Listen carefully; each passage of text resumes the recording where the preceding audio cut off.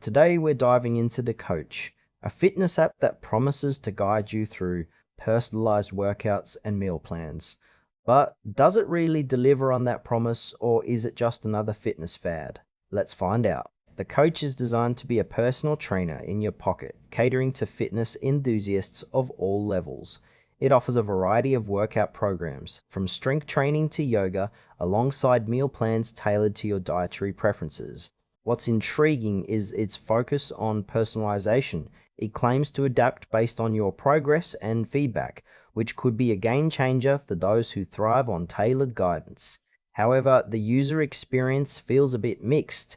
While the interface is generally user-friendly, some features, like tracking progress, could use more polish.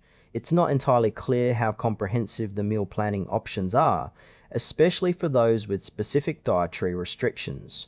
The app targets anyone from beginners to seasoned athletes, but there's a nagging feeling that it might not have enough depth for serious fitness buffs.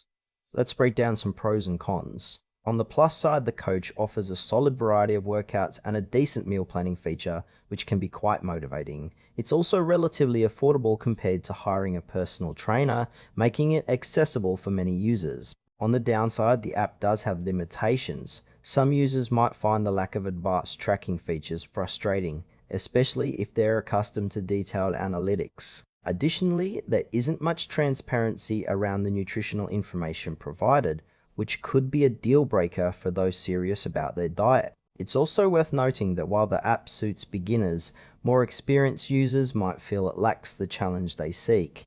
In conclusion, the Coach could be worth trying if you're looking for a straightforward fitness app that offers personalized guidance.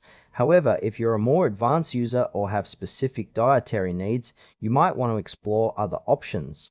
Overall, it has potential, but it's not without its flaws.